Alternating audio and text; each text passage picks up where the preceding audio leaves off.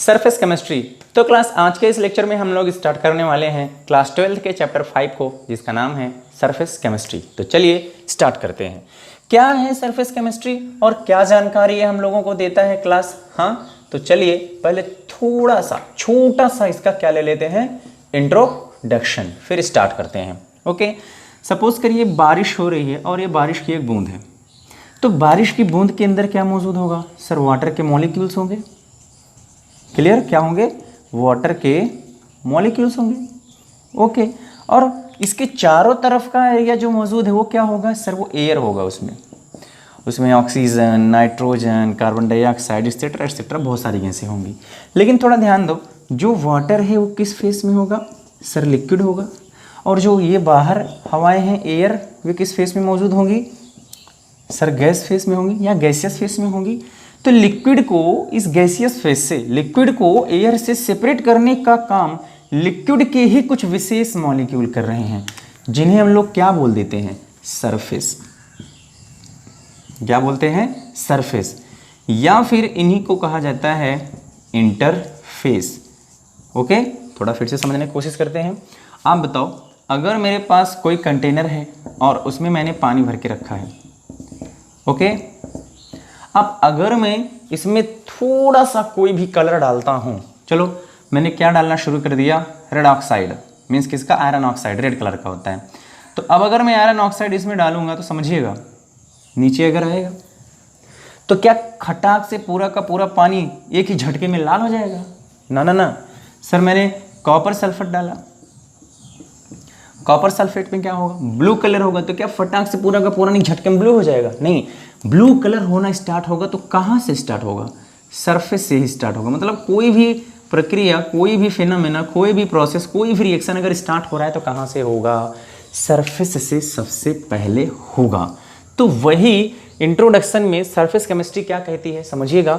Surface chemistry deals with the study of the phenomena occurring at the surface of the boundary of two bulk phases. Means surface chemistry क्या जानकारी देती है कि किन्हीं भी दो बल्क फेसेस के बिटवीन जो बाउंड्री मौजूद है उसी के ऊपर क्या क्या फिनोमेनन हो सकते हैं, उन्हीं के बारे में हमें जानकारी देती है। तो सबसे पहला फिनोमेना क्या होता है? चलिए पहला क्या यही है जिसे हम लोगों को पढ़ना है। स्टार्ट करते हैं। टॉपिक का नेम है एडजॉर्प्शन। एड मतलब जुड़ जाना, जॉर्प्शन, समझते हैं इसको। ओके, बहुत ही आसान है। एक बात बताइए, ध्यान दीजिएगा, बहुत आसान है समझना इसको। ये कोई मटेरियल है, मान लेता हूँ ये सॉलिड का है, ओके, या लिक्विड का है, किसी को भी। ये एक मटेरियल है। अब अगर कोई लिक्विड, कोई गैस इसके ऊपर आएगी तो सबसे पहले इसकी मुलाकात किससे होगी सर? वही बात ना, सरफेस पर ही होगी। तो ध्यान दीजिएगा, जो एक मॉलिक्यूल है वो अपने चारों तरफ intermolecular force of attraction create करेगा अपने चारों तरफ मौजूद मॉलिक्यूल्स के लिए। तो जो सरफेस के मॉलिक्यूल हैं वो अंदर की तरफ तो क्रिएट कर चुके हैं, मगर बाहर की तरफ वो अनसेचुरेटेड हैं, उनका फोर्स अभी सेचुरेटेड नहीं है। तो इनका फोर्स, इसका मतलब बाहर की तरफ भी लग रहा होगा। कोई भी मटेरियल अगर इनके बाहर की तरफ आएगा तो इनके कांटेक्ट में आकर के सरफेस पर ही अट्रैक्ट हो जाएगा।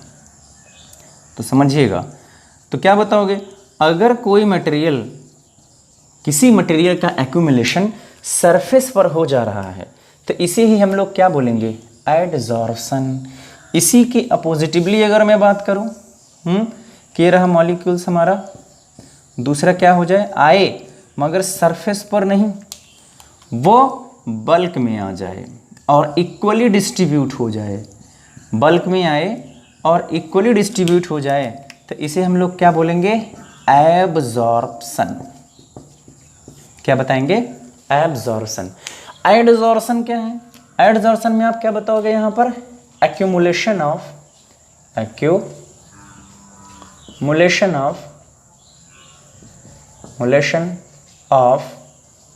a substance, accumulation of a substance on a surface of, ये बहुत इंपॉर्टेंट है सरफेस बोलना, हाँ, surface of another another substance. समझते हैं इस बात को, अनदर सब्सटेंस। क्या बताओगे? किसी भी मॉलिक्यूल का, किसी भी मटेरियल का किसी दूसरे मटेरियल के सरफेस पर जमा हो जाने की प्रक्रिया को क्या बोला जाएगा? एडजॉर्शन। बट अगर यूनिफॉर्मली डिस्ट्रीब्यूट हो जा रहे हैं, ओके, यूनिफॉर्मली डिस्ट्रीब्यूशन अगर हो रहा है तो फिर वो क्या कहलाएगा? कहाँ? In bulk. तो कहाँ क्या कहलाएगा वो? एब्जॉर्प्शन। बेसिक डिफरेंस है एब्जॉर्प्शन एंड एडजॉर्प्शन में। समझते हैं। सेकेंड चैप्टर आपने क्या पढ़ा था? सॉल्यूशन। आपने वहाँ पे क्या बताया था? सर सोल्यूट होता है प्लस सॉल्वेंट होता है, दोनों ही मिलकर किसका फॉर्मेशन करते हैं? सॉल्यूशन का। वैसे ही यहाँ पर क्या होता है? एडजॉर्बेट होगा, जो आकर के क्या कर रहा है? एडजॉर्ब हो रहा है। जिसके ऊपर जो मटेरियल, जिस मटेरियल का सरफेस है, उस मटेरियल को क्या बोलेंगे? सर उस मटेरियल को बोला जाता है एडजॉर्बेंट। क्लियर? तब क्या होता है जाकर के? एडजॉर्प्शन। Okay, clear? अब थोड़ा ध्यान देते हैं। कभी कभी क्या होगा कि क्या सारे के सारे मॉलिक्यूल इकट्ठे आके सरफेस पे ही रुके रहेंगे, अंदर नहीं जाएंगे? अंदर भी तो जाने चाहिए। नहीं नहीं, बाहर ही नहीं रुके रहेंगे, अंदर भी जाते हैं। तो इन्हें दो पार्ट में कैटेगराइज कर दिया गया है। समझते हैं। एक तो होता है पॉजिटिव एडजॉर्प्शन, पॉजिटिव एडजॉर्प्शन, और दूसरा है हमारे पास negative adsorption. Okay, positive adsorption का मतलब क्या होगा? सर पॉजिटिव एडजॉर्प्शन का मतलब हुआ कि अगर कोई मटेरियल है तो जो मॉलिक्यूल है उसके पास वो बल्क में भी मौजूद है, समझिएगा, ओके, और सरफेस पर भी मौजूद है। लेकिन वो पॉजिटिव किस लिए कहलाएगा? पॉजिटिव मॉलिक्यूल क्यों बोला जा रहा है? सॉरी, पॉजिटिव एडजॉर्प्शन क्यों बोला जा रहा है फिर भैया? बल्क में चला गया, यूनिफॉर्मली डिस्ट्रीब्यूट हो गया, तब तो उसे एब्जॉर्प्शन बोल देना चाहिए। लेकिन नहीं, चूंकि जो सरफेस पर मॉलिक्यूल जमा हुआ है वो तो है, इसलिए एडजॉर्प्शन तो बोलना ही पड़ेगा। लेकिन सरफेस का जो मॉलिक्यूल है वो सरफेस पर सबसे ज़्यादा है, बल्क में बहुत कम है। मतलब एब्जॉर्प्शन बहुत कम हुआ है, एडजॉर्प्शन सबसे ज़्यादा है। तो इसका मतलब कैसा एडजॉर्प्शन कहलाएगा? ये पॉजिटिव एडजॉर्प्शन के नाम से जाना जाएगा। निगेटिव एडजॉर्प्शन में क्या होगा? सर जो बल्क में है ना, समझिएगा, वहाँ भी मॉलिक्यूल मौजूद होंगे और सरफेस पर भी मौजूद होंगे, चूंकि एडजॉर्प्शन हो रहा है, ध्यान से देखिएगा, मगर सरफेस पर उनका कलेक्शन, एक्यूमुलेशन बहुत ही थोड़ा रहेगा बल्क के कंपैरिजन में। मीन्स बल्क में बहुत ज़्यादा मॉलिक्यूल क्या होंगे? मौजूद होंगे। Okay, if molecules are present in higher concentration in bulk, then this type of adsorption is known as negative adsorption। और अगर सरफेस पर सबसे ज़्यादा मौजूद होगा, बल्क में कम रहेगा, तब हम लोग उसे क्या बोलेंगे? Positive adsorption. तो चलिए बात करते हैं आगे कि भाई एडजॉर्प्शन के कुछ एग्जांपल्स आप बोल डालो जो हमारी लाइफ में दिखाई देता हो, जिसका प्रत्यक्ष एग्जांपल हम लोगों के पास में बहुत है यार। चलिए देखते हैं। पहला एग्जाम्पल मैं आपके सामने रख रहा हूँ, ध्यान दीजिएगा। आपने कहा था सर एक तो है हम लोगों के पास में एडजॉर्बेट, क्लियर, और दूसरा है हम लोगों के पास में एडजॉर्बेंट, क्लियर। यही दोनों क्या बना रहे हैं? एडजॉर्प्शन प्रोसेस को कैरी करवा रहे हैं। ओके, तो एडजॉर्बेंट में कुछ एग्जांपल्स चलिए रख लेते हैं। जैसे एडजॉर्बेंट में क्या है? कैल्शियम कार्बोनेट है, ओके, सिलिका जेल है, ओके, एक्टिव एल्यूमिना है, एक्टिव एल्यूमिना है, ओके, चारकोल है, काफ़ी सारी चीज़ें हैं। तो समझते हैं कहाँ कहाँ आपने इनका फार्मूला, थोड़ा सा कार्बन, ये कहाँ कहाँ आपने इनका यूज़ देखा है? क्या आपने कहीं भी इनका यूज़ देखा है? तो बहुत देखा है आपने। सिलिका जेल को तो बहुत ही देखा है। चलिए देखते हैं कहाँ पे। देखो पहले एग्जांपल में मैं आपके पास रख रहा हूँ रॉ शुगर जो रहता है, ओके, रॉ शुगर सॉल्यूशन, मतलब गन्ने के जूस वाला, उसका कलर कैसा रहता है? वो हल्का येलोइश ब्राउन रहता है, ओके। लेकिन इसे ही तो क्रिस्टलाइज करके शुगर बनाया जाता है। इसको किसके ऊपर से गुजारा जाता है, ध्यान से देखिएगा, इसे गुजारा जाता है चारकोल के ऊपर से। बट कैसा charcoal, animal charcoal, animal charcoal. अरे सर एनिमल चारकोल के ऊपर से गुजार के चीनी को बनाया जाता है, बिल्कुल। एनिमल चारकोल का एक ऐसे बेड शीट रहता है, ओके ऐसे, और उस पर एक्टिव एनिमल चारकोल बिछा दिया जाता है ऐसे, ठीक। दूसरी जगह क्या किया जाएगा, उस पर शुगर सॉल्यूशन डाला जाएगा, उसके पास क्या रहेगा, कलर मौजूद रहेगा, ओके। गिरेगा, इसके ऊपर से वो फ्लो होगा, फ्लो होने के साथ साथ में क्या और किसको फ्लो करवाएगा, अपने कलरिंग मटेरियल को। तो समझ के रखिएगा कि जो कलरिंग मटेरियल है वो भी एक प्रकार का सॉलिड पार्टिकल है, हाँ, किसी की वजह से ही कलर है, ऐसा ही नहीं कलर है। तो होता क्या है, फाइनली जब रिसीवर में हम लोगों को शुगर का सॉल्यूशन मिलता है तो ये जितने कलरिंग मटेरियल है ना, सब एक्टिव चारकोल के सरफेस पर एडजॉर्ब हो जाते हैं। बाहर जब मिलता है तो सिर्फ और सिर्फ क्या मिलेगा, कलरलेस, कलरलेस शुगर सॉल्यूशन। बस इसी को क्या कर लिया जाएगा, क्रिस्टलाइज करके आपके लिए शुगर बना दिया जाएगा, चीनी बना दिया जाएगा। क्लियर। दूसरा एग्जांपल चलिए देखते हैं। सर और कोई एग्जांपल बताइए जो हम लोग जान जाएं, जो हमारी लाइफ से रिलेटेड हो। देखो जितने इलेक्ट्रॉनिक गैजेट्स हम लोग लेते हैं, अगर आपने लैपटॉप का मदरबोर्ड देखा होगा, या फिर फ़ैन खरीदिए, या फिर टेलीविज़न लीजिए, कुछ भी लीजिए, तो उसमें एक छोटा सा पाउच मिलता है क्लास ना, ऐसे एक छोटा सा पाउच मिलता है और उसमें कुछ नमक जैसा भरा रहता है, हम लोग देखते हैं। अगर अब कभी मिले, देखने का मौका मिले, तो इसको तुरंत फाड़ दो। फाड़ने के बाद आप देखोगे इसके अंदर छोटे छोटे छोटे छोटे ग्रेन्यूल्स भरे रहेंगे व्हाइट कलर के, या फिर कलरलेस क्रिस्टलाइन फॉर्म में। तो वो क्या रहता है, वो रहता है silica gel. Clear. Silica gel क्या काम करता है, बहुत आसान है। देखो अगर कोई ट्यूब है, इसमें कुछ गैसें मौजूद हैं, जैसे हाइड्रोजन है, नाइट्रोजन है, ऑक्सीजन है, एटसेट्रा एटसेट्रा। अगर गैसें हैं तो क्या काम कर रही होंगी, अपनी वाल पे प्रेशर डाल रही होंगी ना। हम लोग पढ़ चुके हैं इसके बारे में, प्रेशर तो क्रिएट करते ही हैं गैसें, क्लास 11th में पढ़े हो। तो अगर सिलिका जेल हम लोग डाल देंगे तो सिलिका जेल क्या होगा, सॉलिड है, वो नीचे जा करके गिर जाएगा।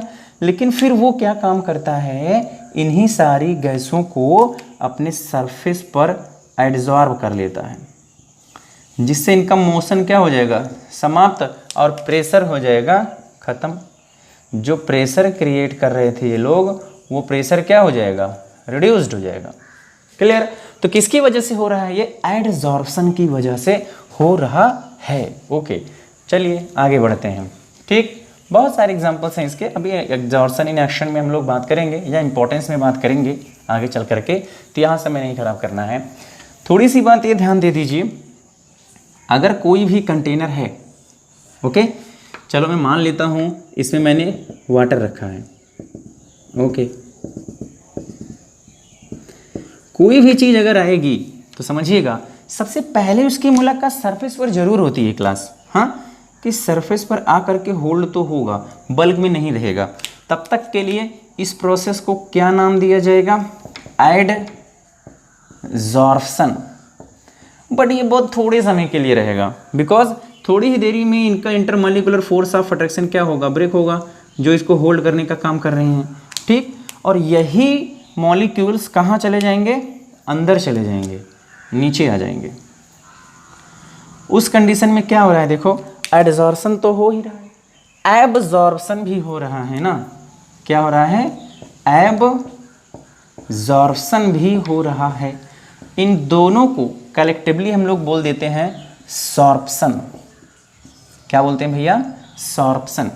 When adsorption and absorption occur simultaneously then sorption takes place. उस दोनों को, इन दोनों को कलेक्टिवली क्या बोला जाएगा, सॉर्प्शन।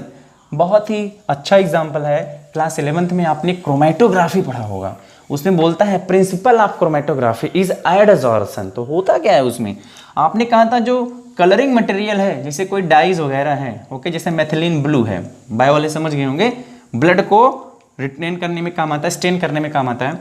मेथिलीन ब्लू, ब्लू का कलर मतलब ब्लू होगा, ओके। अब अगर इसमें मैं कोई भी चीज़ ऐसी डाल दूं, जैसे मैंने, चलिए डाल दिया क्या इसमें, चौक डाल दिया। अब चौक किसका बना हुआ है, कैल्शियम कार्बोनेट के लिए। क्लियर।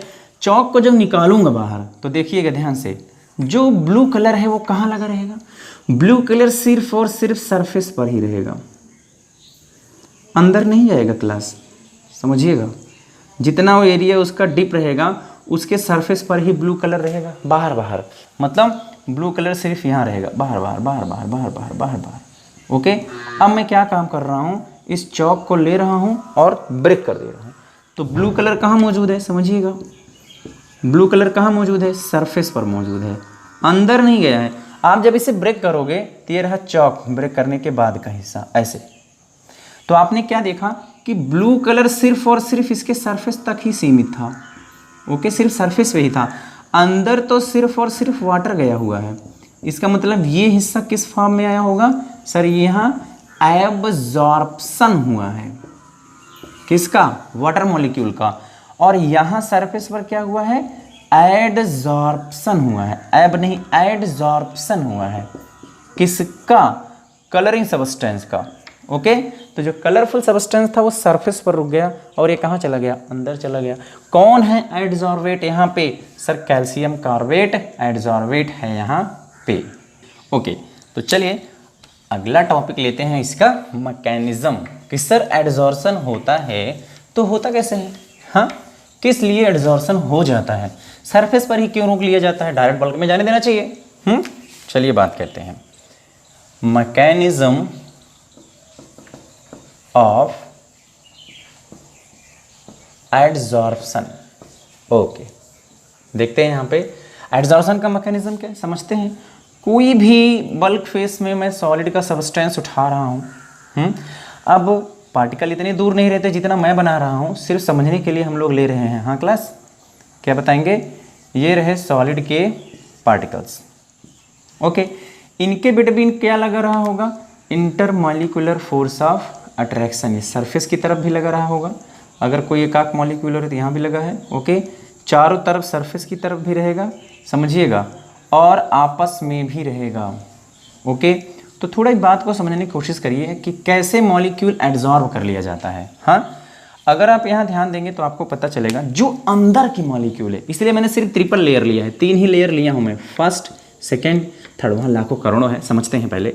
तो जो सेकेंड लेयर है क्लास, वो चारों तरफ से देखिए, अपने चारों तरफ से मॉलिक्यूल से क्या हुआ है, घिरा हुआ है। इसका मतलब इसका intermolecular force of attraction completely क्या है, सैचुरेटेड है, सेम इन्वायरमेंट में है। बट जो सरफेस के मॉलिक्यूल हैं, अब आप बोलो सरफेस के मॉलिक्यूल हैं कहाँ, तो बहुत ध्यान से समझिएगा, सिर्फ यही 2 मॉलिक्यूल हैं जो बल्क के अंदर हैं, बाकी सब सरफेस पे हैं। ये भी, ये भी, ये भी, ये भी, ये भी, इधर भी, इधर भी, इधर भी, चारों तरफ सरफेस होगा ना। अब ऐसा थोड़ी नहीं कि सरफेस ऊपर ही होगा, सरफेस तो हर तरफ होगा।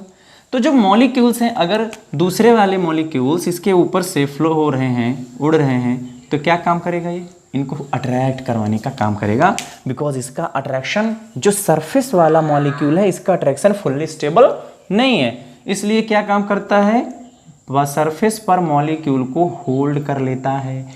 किससे होल्ड करेगा, 2 तरीके हैं, पहला by physical force, okay, physical force, और दूसरा हो सकता है केमिकल बॉन्डिंग। फिजिकल फोर्स से भी रोक सकता है भैया, केमिकल बॉन्डिंग से भी रोक सकता है। फिजिकल फोर्स से अगर लगेगा तो लगभग वही वैंडरवाल लगता है, हम जानते हैं इसके बारे में। हाँ, वैंडरवाल फोर्स ही होगा जो इनको रोकेगा। केमिकल बॉन्डिंग अगर होगा तो क्या होगा, वो डिपेंड करेगा कि इसके अंदर का मॉलिक्यूल कौन सा है। जैसे ऐसा कोई मॉलिक्यूल है जिसके आउटर मोस्ट सेल में इलेक्ट्रॉन कंप्लीटली फुल्ली फिल्ड नहीं है, उसे इलेक्ट्रॉन की ज़रूरत है, तो जो बाहर वाला एटम है उसकी भी वैलेंसी कंप्लीट नहीं है। जैसे आयरन के ऊपर हाइड्रोजन का आ जाना, हाइड्रोजन को इलेक्ट्रॉन चाहिए और आयरन भी फुल्ली फिल्ड नहीं होता ना, 4 इलेक्ट्रॉन बचे हुए रहते हैं, तो उसके ऊपर क्या कर लेगा, बॉन्ड बना लेगा।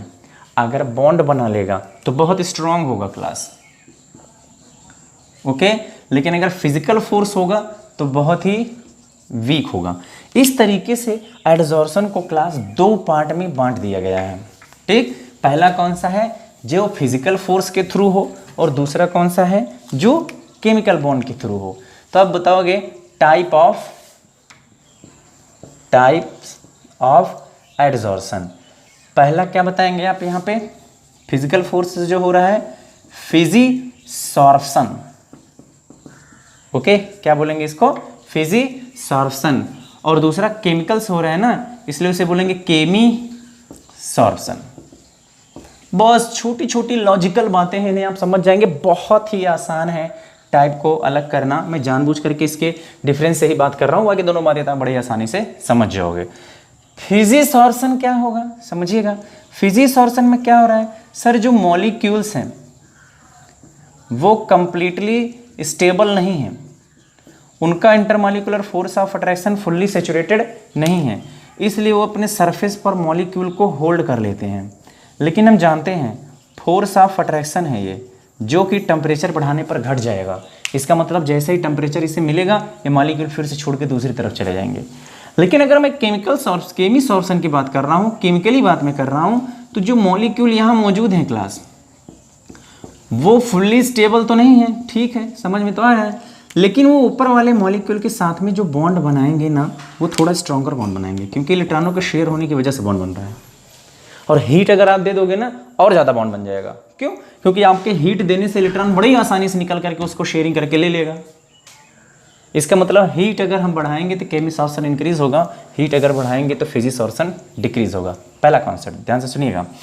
दूसरी चीज़ क्या है, अगर फिजिकल फोर्स लगा हुआ है तो ये आया इसके साथ जुड़ गया, अब ऊपर वाला जो जुड़ा हुआ है ये अनसैचुरेटेड हो जाएगा, तो अपने ऊपर मॉलिक्यूल को क्या कर लेगा, रोक लेगा, फिर ये अनसैचुरेटेड हो जाएगा, फिर अपने ऊपर जा कर के रोक लेगा। ऐसे ऐसे इसका मतलब क्या हो गया, फिजिसॉर्प्शन क्या होगा, मल्टी लेयर में हो सकता है। क्या हो सकता है? मल्टी लेयर में हो सकता है, बट ये भैया सिंगल लेयर में ही होगा। इसे भी एक इलेक्ट्रॉन की जरूरत थी, इसने अपना एक इलेक्ट्रॉन शेयर किया, हो गई शेयरिंग, बात खत्म। अब किसी से दोबारा शेयर नहीं कर पाएगा, इसलिए क्या बनाएगा, ये सिंगल लेयर ही बनाएगा। ओके, दूसरी चीज ध्यान से देखिए, ये इंटरमॉलिक्यूलर फोर्स ऑफ अट्रैक्शन जो है वो किसी के लिए भी लग जाएगा क्लास, स्पेसिफिक नहीं है कि ये भाई कोई एक पर्टिकुलर एटम है, मान लेता हूँ ए, तो इसका जो फोर्स ऑफ अट्रैक्शन ये बी के लिए ही काम करेगा। जी नहीं, ये सी के लिए भी काम करेगा, डी के लिए भी काम करेगा, ई के लिए भी काम करेगा, एफ के लिए भी काम करेगा, स्पेसिफिक नहीं है। ओके, जो फोर्स ऑफ अट्रैक्शन है वो किसी के लिए स्पेसिफिक नहीं होता क्लास। इसका मतलब फिजिसॉर्प्शन स्पेसिफिक नहीं है, लैक ऑफ स्पेसिफिसिटी, किसी के लिए स्पेसिफिक नहीं है। बट केमिकल बॉन्ड तो फिक्स है, जिसके साथ उसे बॉन्ड बनाना होगा उसी के साथ वो बना सकता है। मीन्स अगर कोई एक हाइड्रोजन एटम का आ रहा है और आयरन ही है जो इसके मॉलिक्यूल में से दोनों हाइड्रोजन को एक इलेक्ट्रॉन शेयर करवा सकता है, तो बस आयरन ही करवा सकता है। इसी की जगह पर अगर मैंने जिंक ले लिया तो कुछ नहीं होगा, क्योंकि वो फुल्ली फील्ड है, देगा ही नहीं, स्पेसिफिक है। इसलिए तो हम लोग बोलते हैं ना, जैसे आपने हाई स्कूल में पढ़ा होगा कि भाई CH2 डबल बॉन्ड CH2 ये क्या है, अनसैचुरेटेड हाइड्रोकार्बन रहता था। इसी को आपको क्या करना रहता था, सैचुरेटेड तो आप हाइड्रोजन देते थे, लेकिन आप ऊपर लिखते थे ना Fe। क्या रोल होता था इसका, कैटालिस्टिक, यही है।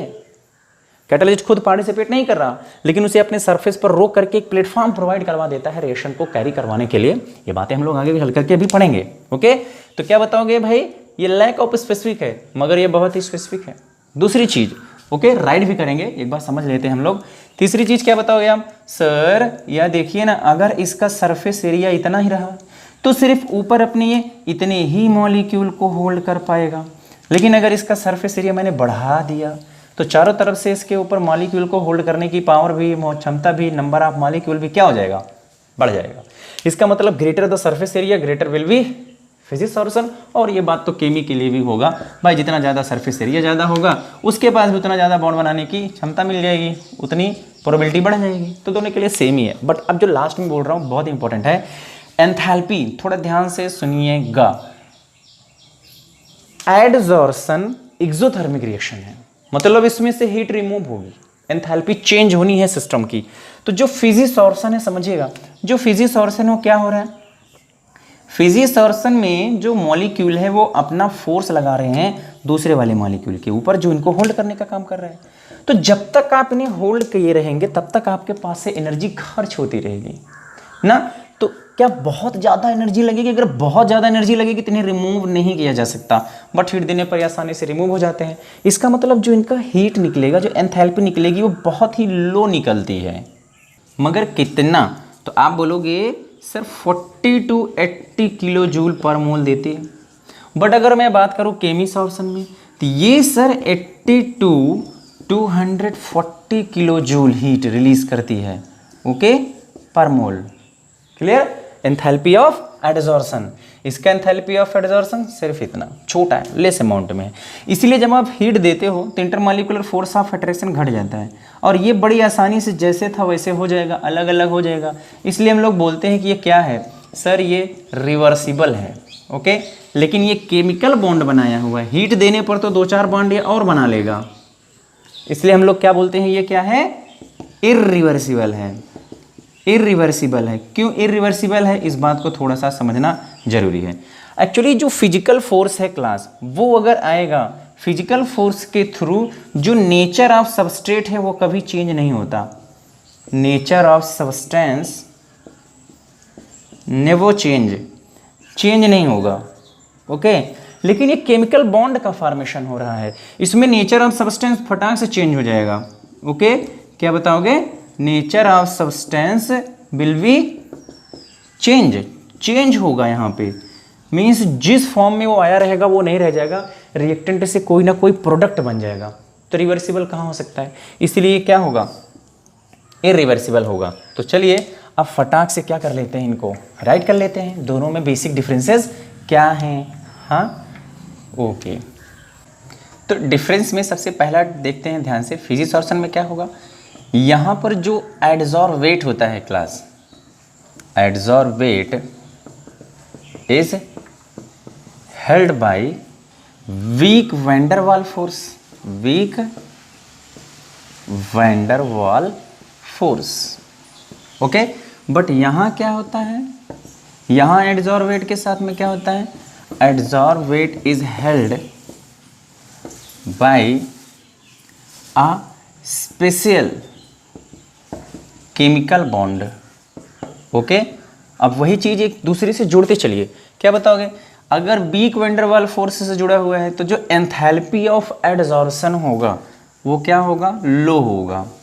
Enthalpy of adsorption is very low. कितना बताया गया sir, 40 to 80 kilo joule, 40 to 80 kilo joule per mole. और यहाँ के लिए आप क्या बताओगे, enthalpy of adsorption is high. Enthalpy of adsorption क्या होगा, हाई होगा, अबाउट 240 किलो जूल पर मोल के आसपास, ओके। चलिए, तो जो फॉर्म होगा कंपाउंड, क्या वो न्यू बनता है, नहीं, no new compound is formed, कोई नया कंपाउंड नहीं बनता। यहाँ आप क्या बताओगे, न्यू कंपाउंड इज फॉर्म्ड, यहाँ पर आप बताना है नया कंपाउंड बनता है भैया, ओके। इसीलिए तो क्या होता है, ये क्या रहेगा, रिवर्सिबल होता है। क्या होता है, रिवर्सिबल होता है, मगर ये क्या होगा, इरिवर्सिबल होगा, क्योंकि एक बार जब कंपाउंड बन गया तो पूरा का पूरा नेचर ही चेंज हो जाएगा, ओके। इरिवर्सिबल होगा, clear. Lack of specificity, lack of specificity मतलब ये कुछ स्पेसिफिक नहीं है कि किसी विशेष प्रकार के मॉलिक्यूल को ही अपने सरफेस पर एडजॉर्ब करेगा, जिन्हें किसी को भी कर सकता है। और ये क्या है भैया, हाईली स्पेसिफिक है, हाईली स्पेसिफिक है, सबको नहीं कर सकता, ओके। जिसके साथ बॉन्ड बनाना है उसी के साथ बनाएगा, किसी दूसरे के साथ नहीं, मीन्स किसी सिंगल एटम के साथ में ही या मॉलिक्यूल के साथ में ही बॉन्ड बनाएगा, ओके। ध्यान देते हैं यहाँ पे, आप बताओगे multi layer formation takes place.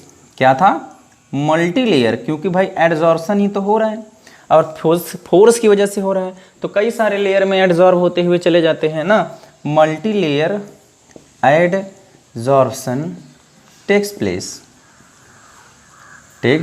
Place.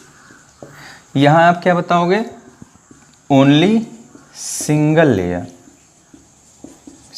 Layer adsorption अका, ओके, क्लियर। क्या कहा आपने, यहाँ मल्टी लेयर बनेगा और यहाँ पर क्या होगा, सिंगल लेयर भी काफ़ी है, ओके। ध्यान देते हैं अगला, decrease with increase in temperature, decrease with increase in temperature, temperature बढ़ाने पर क्या होता है, ये घट जाता है। क्यों? क्योंकि ये वीक वैंडरवाल फोर्स से लगा है और फोर्स टेम्परेचर बढ़ाने पर कम हो जाते हैं। ओके, और ये क्या बताओगे, ये तो थोड़ा सा समझना पड़ेगा इसके बारे में। स्टार्टिंग में तो बढ़ता है क्लास, लेकिन बाद में कम हो जाता है। मीन्स समझ लेते हैं थोड़ा सा इसके बारे में, क्या है वो। एक्चुअली ये जो बॉन्ड का फॉर्मेशन है ना, वो किसी निश्चित पॉइंट पर ही तो होगा ना। देखो होना क्या है कि अगर आप, ये रेट ऑफ रिएक्शन की बात मैं कर रहा हूँ, ये टेम्परेचर की बात कर रहा हूँ। टेम्परेचर आप बढ़ाते रहो, रेट बढ़ता रहेगा, रेट बढ़ता रहेगा, लेकिन एक स्टेज ऐसी आएगी कि अब चाहे जितना बढ़ाओ बराबर रह रहेगा, अब नहीं बढ़ेगा। और ज़्यादा अगर आप बढ़ा दोगे तो बल्कि रेट डाउन हो जाएगा। इन तीनों कंडीशन को समझ लेते हैं। स्टार्टिंग में जब आप टेम्परेचर बढ़ा रहे हो तो रेट बढ़ रहा है, एडजॉर्प्शन फास्ट हो रहा है। क्यों हो रहा है? बिकॉज टेम्परेचर बढ़ाने से इलेक्ट्रॉन निकल रहा है, बॉन्ड फॉर्मेशन जल्दी जल्दी हो रहा है। लेकिन जो बॉन्ड का फॉर्मेशन है वो किसी निश्चित टेम्परेचर पर ही तो होगा ना, उससे ज़्यादा पर तो होगा नहीं। जैसे मान लीजिए जिस मॉलिक्यूल के साथ ये बॉन्ड बना रहा है वो 100 डिग्री सेल्सियस पर बॉन्ड बनाएगा। तो भाई आपके पास 25 था तो बहुत स्लो रहा होगा, लेकिन 100 तक पहुँचते पहुँचते बहुत तेज़ी से बनाने लगेगा। अब अगर आप 110 भी कर दोगे तो क्या बढ़ जाएगा? अब नहीं बढ़ेगा। 120 कर दोगे तो क्या बढ़ जाएगा? नहीं बढ़ेगा, उतना ही रहेगा। लेकिन एक चीज़ है, जैसे सपोज करो ए और बी के बिटवीन बॉन्ड का फॉर्मेशन हुआ है और वो 100 डिग्री सेल्सियस पर बना हुआ है, लेकिन आप टेम्परेचर अगर इससे ज़्यादा कर दोगे तो एक स्टेज ऐसी भी तो आ जाएगी कि जो बॉन्ड बना हुआ है वो ब्रेक हो जाएगा। तो type of adsorption in case of chemisorption decrease हो जाएगा। मीन्स टेम्परेचर स्टार्टिंग में जब हम लोग बढ़ाते हैं तब तो रेट ऑफ रिएक्शन बढ़ता है। टेम्परेचर बढ़ाने से केमिसॉर्प्शन स्टार्टिंग में बढ़ता है, एक स्टेज पर जाने पर क्या हो जाता है? कांस्टेंट हो जाता है। उससे ज़्यादा अगर टेम्परेचर इंक्रीज करेंगे तो फिर डिक्रीज हो जाएगा। ओके, इसलिए हम लोग यहाँ पर क्या लिखने वाले हैं? इनिशियली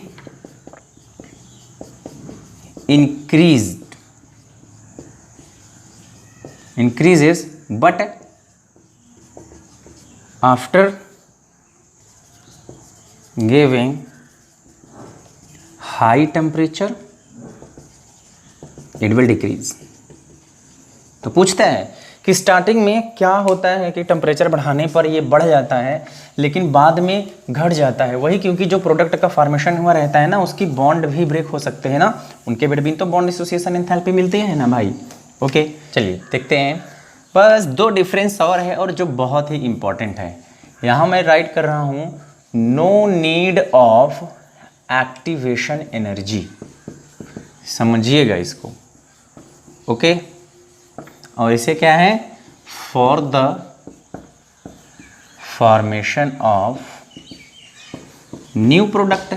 चूंकि न्यू प्रोडक्ट का फॉर्मेशन हो रहा है ना, so needs high activation energy. Activation energy का मतलब क्या होता है?